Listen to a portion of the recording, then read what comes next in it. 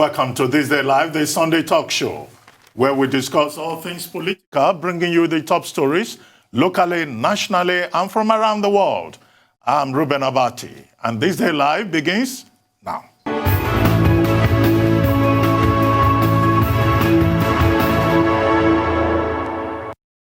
Coming up, schools resume tomorrow as health authorities exclaim that hospitals are overwhelmed in the country's COVID-19 second wave. Nigeria remembers its fallen heroes on Armed Forces Remembrance Day. Any lessons learned since the Civil War? Buhari appeals to the elite to criticize his government fairly.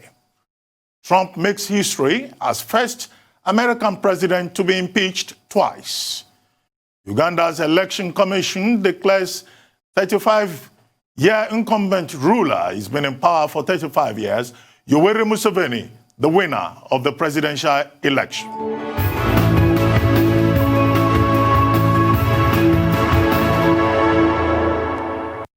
I'd like to welcome today's panelists, Professor Bola Akintenewa, Director General, Bolitech Center for International Diplomacy and Strategic Studies, and former Director General of the Nigerian Institute of International Affairs.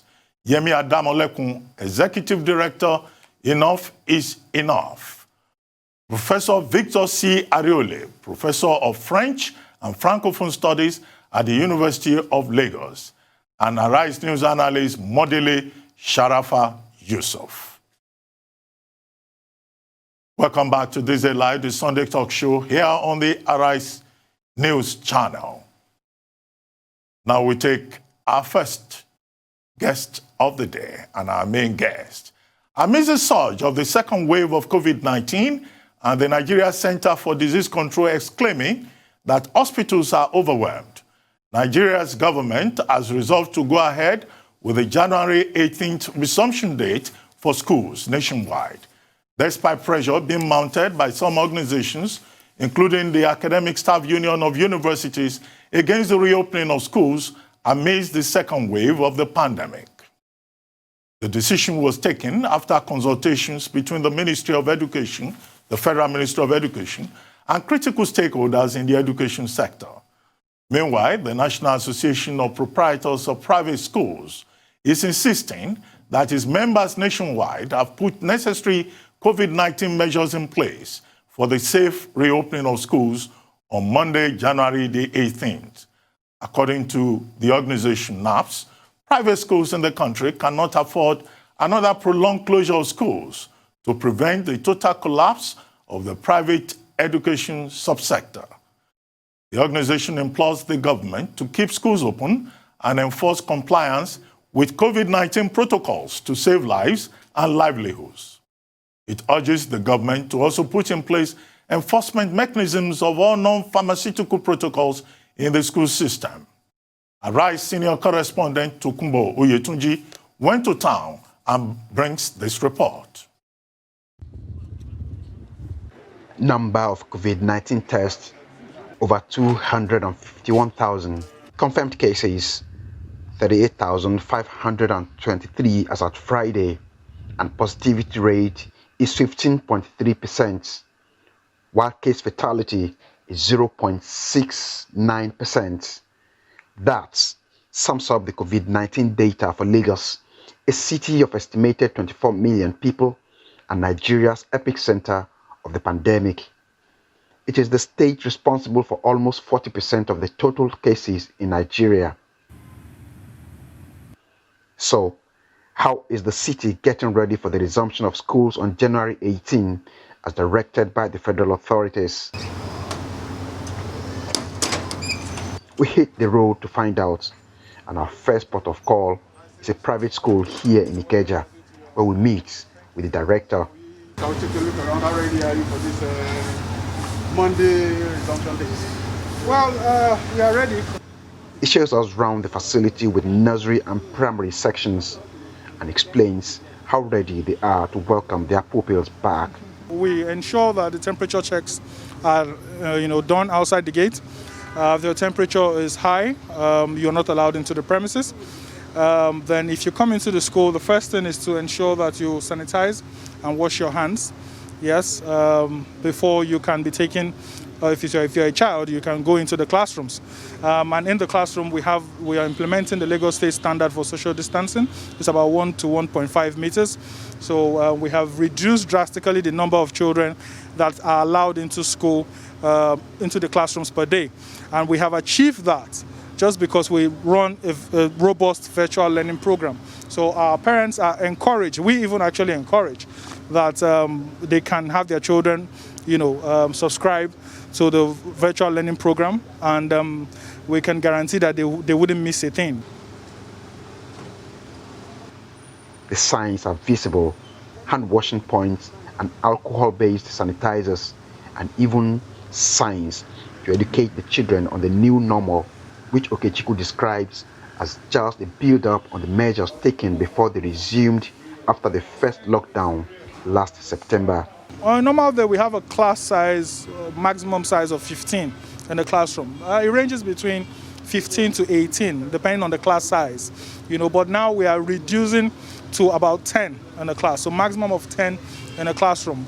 Then some of the children, we encourage some of the parents that have concerns, because we tell them we're always interacting with them. So we ask them, do you have concerns about resumption? This is an option you can have. In fact, when we resumed last time, we had a structured program where the primary children will come up on particular days, the nursery children will come on particular days, before we now set up our online virtual program completely. So now we're having about 10 in the class. Before, we used to have about 15.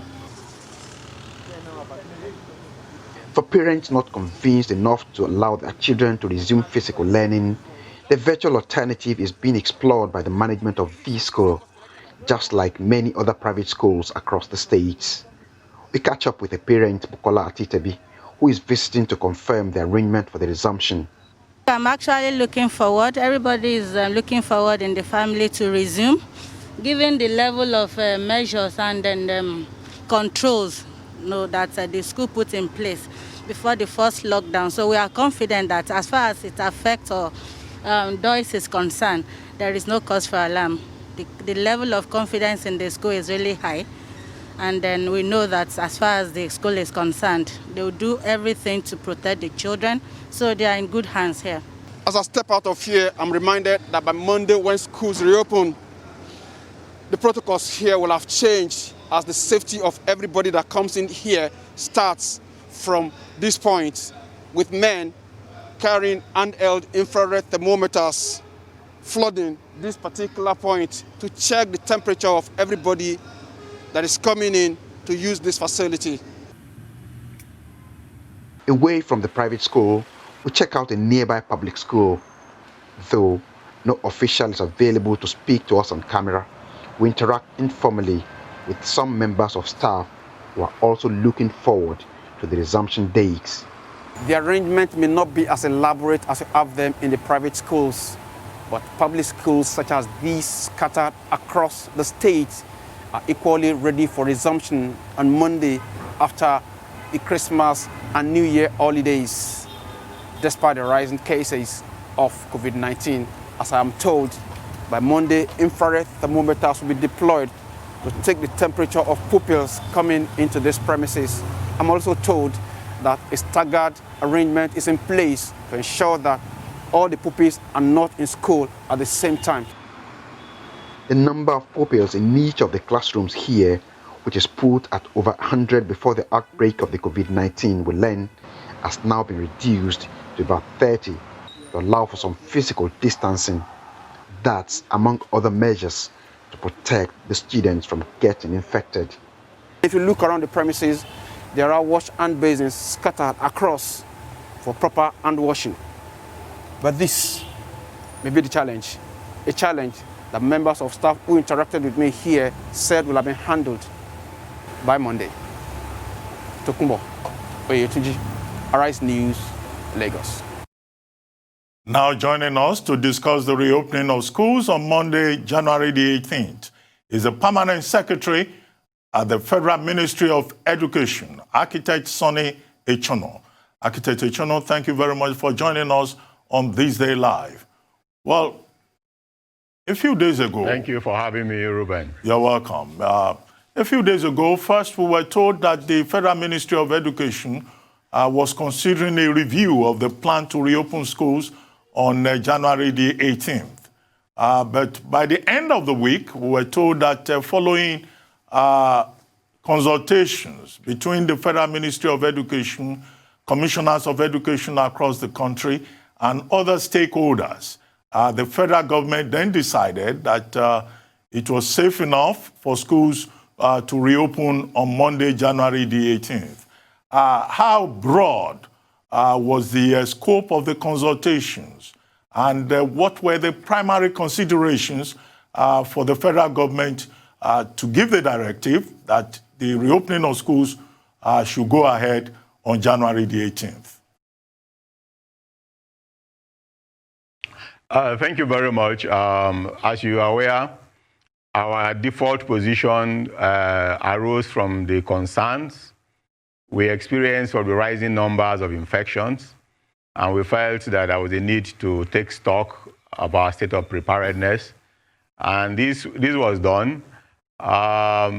The slight correction I need to make is that the directive for schools to begin to reopen from, not on, from the 18th, meaning that it's not a fixed date for everybody, that we have to resume based on meeting certain guidelines, which we spelled out very clearly, especially the non-pharmaceutical guidelines already issued by the NCDC. Our schools are very familiar with this because it's not the first time we are having to go through this. You will recall that before we also resumed the exit classes to take our external examinations, we went through this process of even trying to prepare all the institutions. 20,000 of them were at these examination centers occurred. And we had our teams, both at federal, state, and even the private sector joining us to inspect, to monitor, to ensure compliance before we did open, and so we were able to do that successfully. Also, you asked about the level of consultations. It was extensive. We consulted state commissioners, some of whom have actually resumed. And the views were varied, and we understand this, that this is a decision we are taking based on the science and also based on a careful analysis of all the options and concerns that have been expressed and that are on the table. And these are genuine concerns. Those who are asking that we tarry a while to see whether the rate of infection will go down has a valid point. Others who say we should wait until the graph comes down also have their cases, while there are also very cogent explanations and viewpoints on the need for us to begin to reopen, to confront the problem, that is not going to go away, but rather that based on the science, and the science leads us in three directions. First, that the non-pharmaceutical interventions are the most effective, which means if we all as a people, not only our students, but as a people decide to all ensure that we always wear our face mask constantly, that we ensure physical distancing, we wash our hands, the simple things that NCDC and the task force have been telling us, chances are that we will do okay. The second is the demographics. We all know that it is those in the upper age bracket 65 and above, and those with underlying conditions that are hardest hit from the segment of the population, which is why we also understand why ASU will be concerned that their members who are lecturers and are also, many of whom are in this wage bracket, will need special protection. And we agree with them. What we are talking about is safe reopening of schools, not that we should just reopen without preparing.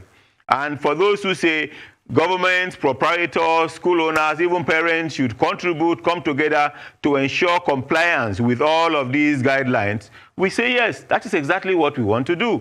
Open safely by making sure that each school has in place temperature checks at the entrance, you have running water, disinfectants, sanitizers, physical wearing of masks being compulsory, reducing class sizes, reducing hostel occupancy to ensure that we can safely reopen. And this is the conversation that is going on all around the world. I know there are divisions in terms of, even within a particular set group. For example, in the National Assembly, our Committee on Basic and Secondary advising caution that you should wait until those provisions are made, and we have monitored and verified first, the way we did last time, before we reopen. But what we are saying is that if you are ready now, you can reopen from tomorrow. But if you need a little more time, you can also prepare and then reopen thereafter. We have also accommodated staggered reopening. Some are opening for different types of classes, exit classes, those who are taking exams and coming. Others are also saying, okay, we are going to continue because we're having a hybrid model currently. So you can actually join online and have through our digital platforms to also join the class. So you don't have to have everybody come to school at the same time and at the same day. And these were bandied around, and the concerns of everybody was taken into consideration, including the proprietors of the schools, including the students themselves. The Nigerian Union of National Association of Nigerian Students came in large numbers to our office and raised some of the issues they canvassed are things we didn't even consider in our initial analysis. Students telling us some of them were actually doing their final exams before the ASU strike came, and we lost 9 months to that. You know, some of them already having situations where not only are their parents waiting for them to finish school, some of them are renting accommodation outside of their campuses, and those rents have expired. They are going to have to find money to come and pay new rents because of these delays and all that. Yes, we are balancing lives and livelihoods, and we know that every life, the ultimate thing is to ensure that every child that we can protect, we do protect. And again, to let you know that we are not totally ignorant of the risks involved. We have actually confronted some of these risks, and we have experienced cases of infections in our schools. Indeed, during the first wave, some of our schools in Lagos, which is the epicenter of the COVID infections, like Queen's College, like Ijaniki, we had infections on campus. And working closely with the task force in Lagos and the Lagos state government and our team, we were able to contain all of this. And the students were treated. We didn't have a single casualty, thank God. Here in Abuja, we have the same thing. There were outbreak in NTIC schools here in Abuja. And they say we worked again together using the same protocols, using issues of isolation, the same treatment. And we were very lucky. I agree that God has been on our side, and also the age of the children involved. But even the teachers who were also infected. One of our principals was also infected, and she recovered after treatment. So we are not saying that we are not oblivious of the rising numbers. Well, and we are indeed encouraging other Nigerians. Yes, please. Well, Architect Echono, I asked you the question about the quality of consultations, advisedly, because the National Union of Teachers is opposed to reopening. The Nigerian Medical Association is opposed to it, and also the Nigeria Academy of Science. And even more instructively, yesterday, there was a press statement issued by the chairman of the House of Reps Committee on Basic Education and Services. That's Professor Julius Ihombere. And he specifically said that no committee, the relevant committees in the National Assembly, were not consulted, and that their own opinion is that schools should not be reopened for at least the next 3 months to give government enough time to monitor the second wave. What do you have to say to these other stakeholders who are opposed to the idea of reopening? Thank you. Indeed, if you are going to be counting the numbers, you could have also included Federal Ministry of Education, because as I said at the beginning, that was our position. But you see, even all of this, it boils down to one thing. How do you reopen safely? Because it's a concern for the health and welfare of the kids, the teachers, and other workers in the school ecosystem that everybody is talking about. And when you subjected, as I said, all the state commissioners of education were consulted. They are all the proprietors of the schools were consulted. Parents have been agitating, and there is a division. There is no doubt about that. There are those who are saying, let's wait. But the reality of it is that, okay, we put this question across. If we say we should give it some time, for example, maybe 2 weeks, maybe 1 month, what is the guarantee that the numbers will go down? What is the guarantee? Because those who are talking about vaccines, for example, when are the vaccines going to come? And even when they come, some are saying February, March. Are we going to prioritize these kids? Because all over the world, they are prioritizing medical personnel and aged people. So when are we going to have enough vaccines to go around all our students before we say before we reopen?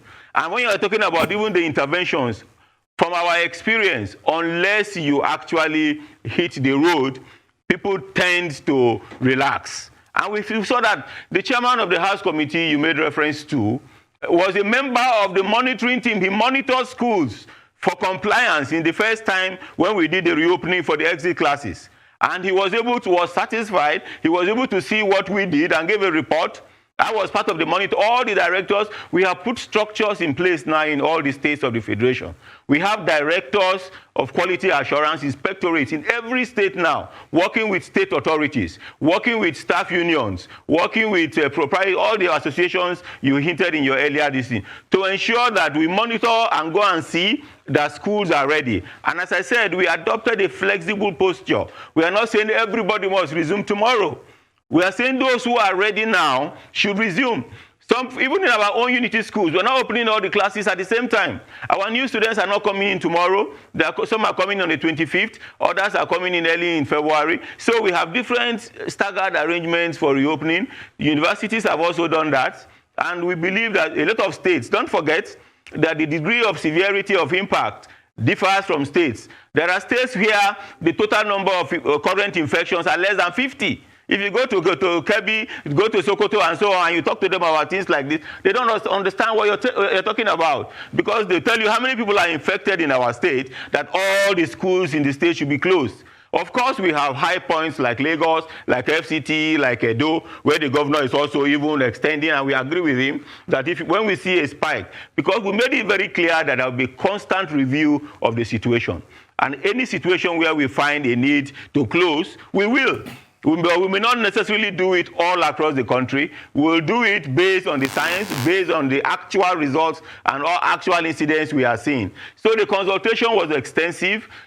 Positions sometimes we are heated in the sense that some held strongly to theirs. I alluded to you, I also mentioned what happened in the case of the National Assembly, that you have two committees with two different positions depending on what they are looking at. The tertiary committee is looking at the fact that ASU had been on strike for more than nine months, and such other prolonged probably lead to the collapse of our educational system. And don't forget, education is so central in the life of every country, all over the world. Even in emergencies, during war situations, people find ways and means of ensuring that education continue.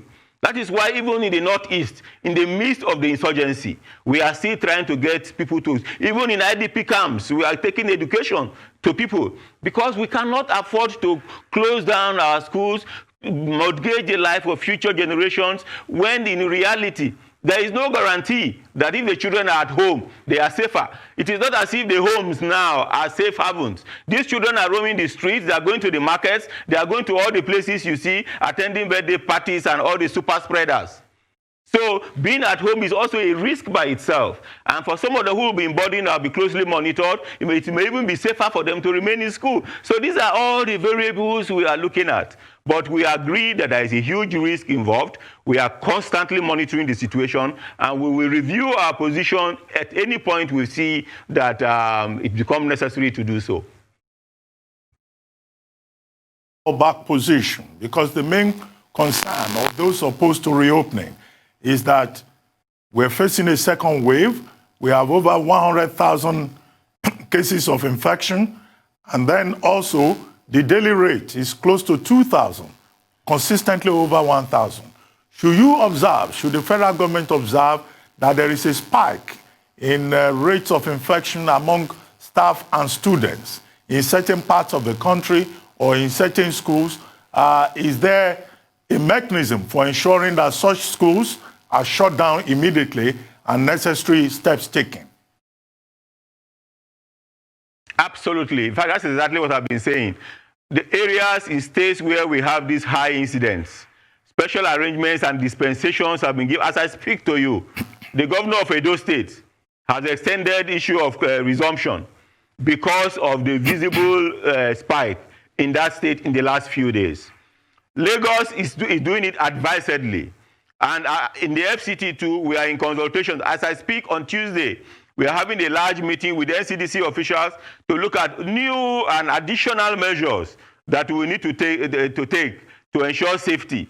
We have activated our monitoring mechanism, as I told you, in all the states, and we will be going out to all the stakeholders. We also want parents, our school-based management committees, our parents-teachers associations, our old boys and old girls associations, and alumni associations to take an interest, because education is the business of everybody.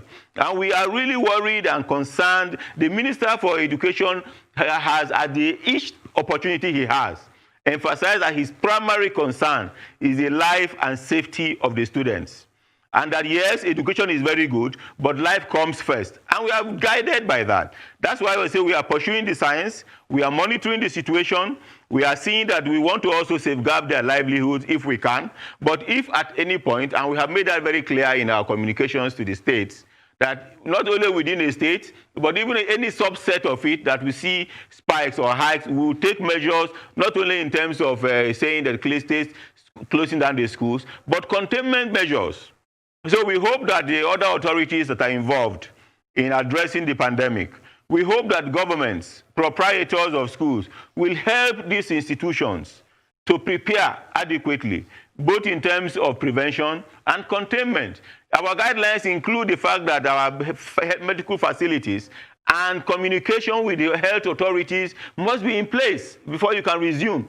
They were in place in Lagos, that I gave you. That's why within minutes, within hours of occurrence, we were able to get Lagos state government involved. Within the next 48 hours, we had the results of all the tests they carried out, isolated the students, treated them, and they all recovered. So I think with a careful planning, with diligent obedience, especially to the non-pharmaceutical protocols, Nigeria can come out of this. It is not too difficult for us to obey the simple measures that have been put in place. We are advising parents to make sure that each of their children, even if it is a rewashable mask, because we are going to enforce strict wearing of masks throughout the school, in every school. And we are going to enforce all the other measures. We are reducing class sizes. We are reducing hostel classes and so on, as I mentioned earlier. We are avoiding gatherings. We have abolished assemblies. We've abolished school visiting so that we do not create super spreader events. And if there are additional ones, as I said, from our Tuesday meeting, we will also disseminate it all around the country. We are meeting with, we are continuing to meet with other stakeholders. The National Assembly was built for, we knew they were on recess for a while, and we felt that we were going to give them a report of all our consultations. So we'll be meeting the National Assembly because we also need them to support. Sometimes the governments will require some level of support. Well, on that note, sorry to interrupt you, Architect Echono. Sorry to interrupt you. We need to take a short commercial break. When we return, the conversation will continue. Please stay with us. We'll be right back.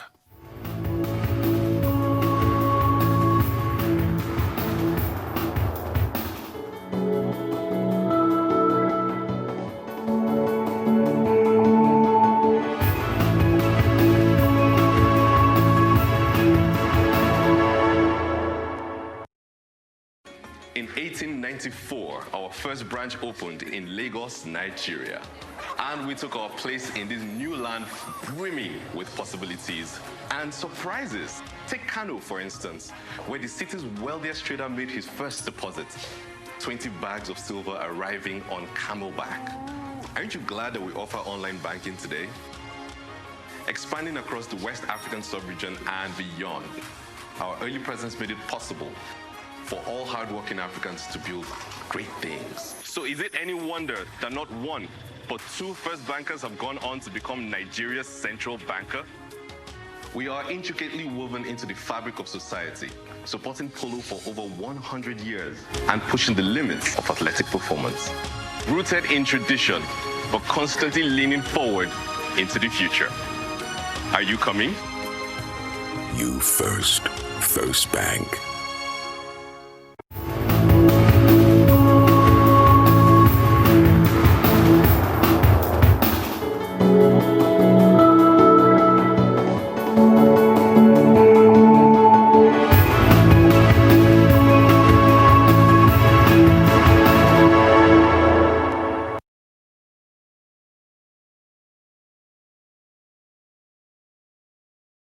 Welcome back to This Day Live, the Sunday talk show here on the Arise News Channel.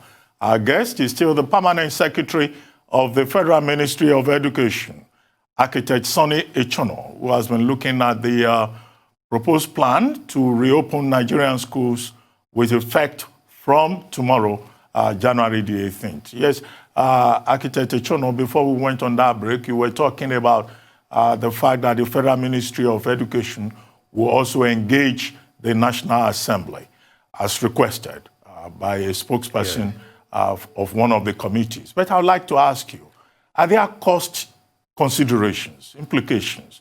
What kind of demands are you getting at the federal level from the state governments with regard to making those non-pharmaceutical interventions available in many of the schools? Because it's not impossible that the state governments will use this as an opportunity to say that they need support from the federal government. Are there such requests, if any? Absolutely. And indeed, this is our next area of focus. Indeed, not only the state governments, the proprietors of private schools, because many of them actually operate at marginal cost. Most people think that private schools translate to high school fees and therefore they're making so much profit. Only very few fall in that category. There are many of them operating in suburban areas, in the rural communities, and other low-income areas that you have high default rates of fee payments and so on. They're asking, and we've been working with the Office of the Vice President to try and see whether they can access some of the credits and other support, even payment of some of their staff under our social investment program. We are working on that. We are asking the governments at federal and state levels to take responsibilities as proprietors to assist their schools to prepare adequately in terms of budgetary support. We've done that with the National Assembly. We didn't see much of that assistance in the budget that was just released, but we'll make another pitch again to ensure Mr. President has shown leadership, and we are grateful to him that only recently he approved funds for the unity colleges across the country, and we are just following up now with the Ministry of Finance to release those funds to ensure that all our unity colleges will be very prepared for this resumption and also thereafter as we move on. So we also enjoy state government. So many states are doing fantastic job. And we are very happy with the number of states, even including the ones that are complaining, but they are doing very well. Kaduna is doing fantastic job. Ekiti is doing very well. Edo is doing very well. Ebonyi, many of the Borno, so many states all across the country are doing very well.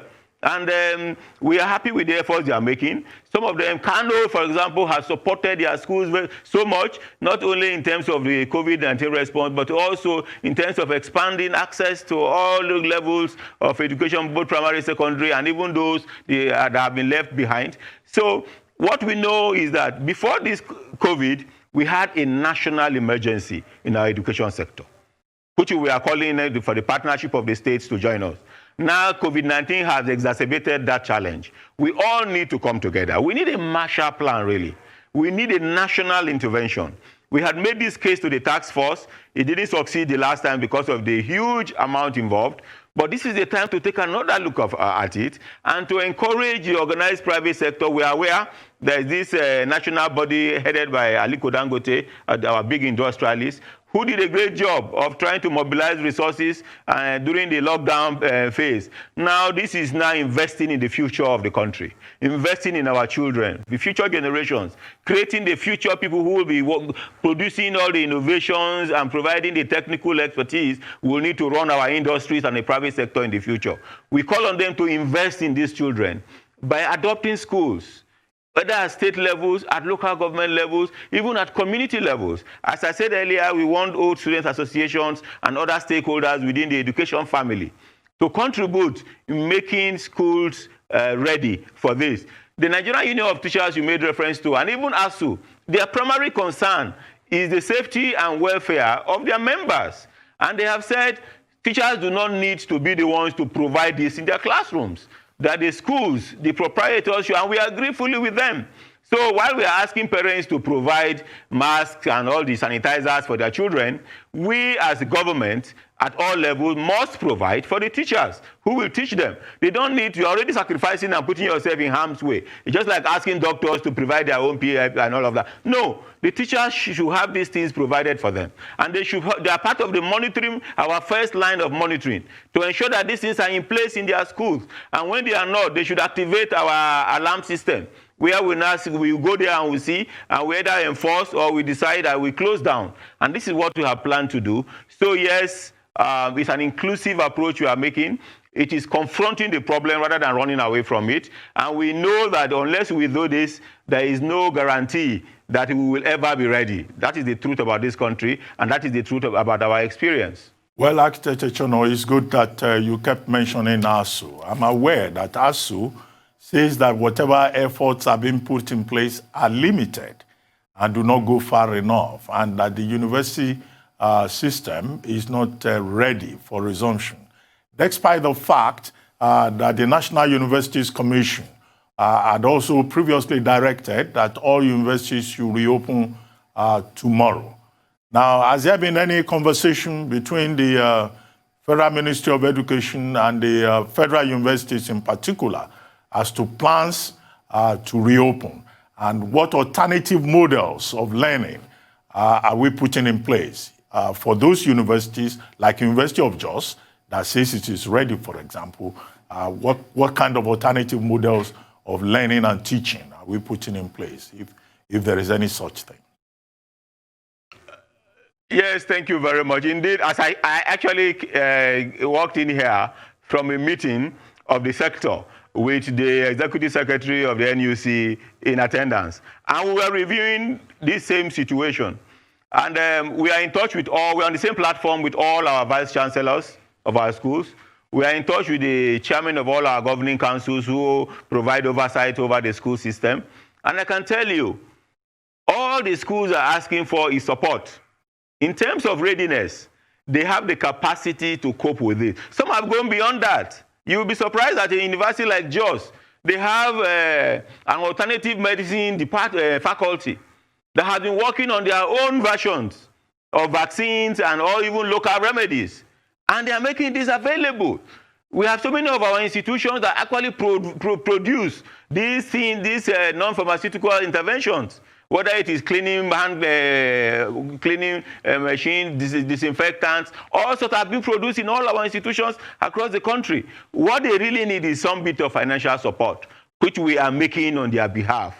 But in terms of capacity to cope with a challenge like this, we have indigenous capacity in our university system. And as I said, we are also in constant touch with ASU. Only last week they were in the ministry, and they did make canvass this position. But yes, there is some degree of frustration, and which is shared across the board, that our response time in terms of releasing funds or making things available, again, has not been up to speed. But again, we have to also, if you're an insider like I am, I understand the challenges that the government as a whole faces in terms of our revenue shortages and all the multiple challenges we are confronting at the same time. So we are taxing the ingenuities of all our academicians. We are taxing the resilience of our people. We are taxing the good faith, being neighbors keepers, being philanthropists, being passionate about our future generations, and calling on everybody, including the government. We're not excluding government. That's why I told you, because the National Assembly is in charge of appropriation. If we are going to be talking about a Marshall Plan, we're going to need legislative support.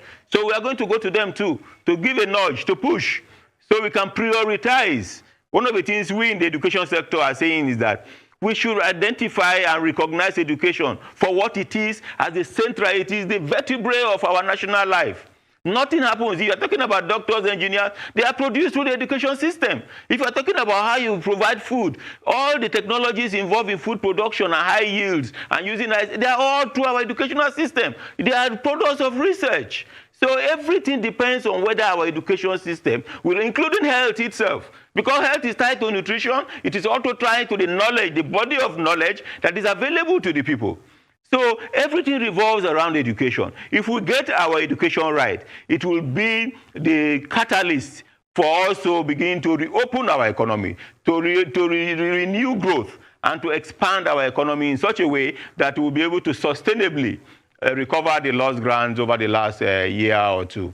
Well, Pamsek, I get your point, but what do you say to those Nigerians who claim, who insist that the rush to reopen the schools is more about the opportunity that it will provide for state governments and certain other stakeholders to have access to resources, either from the private sector or from government itself? What do you say to such persons?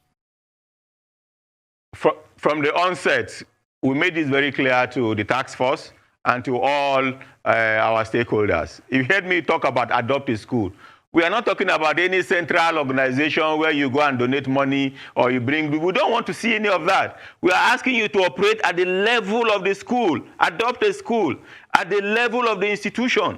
That is where we want the interventions to go. We're not even looking for money. We have told you what we want. If you can produce face masks and make it available to your alma mater, God bless you. If you can help the schools, additional borehole here and there for those who are having challenges in rural communities, we haven't steady running water, which we insist, God bless you. If you are going to also help us even with basic needs in the classrooms, furniture, in the hostels, additional beds or renovation of a few additional blocks so that you can now spread the students better, that is all we welcome. We are not looking for money in actual sense. No. And we do not want, the Federal Ministry of Education is not asking anybody to bring anything to us.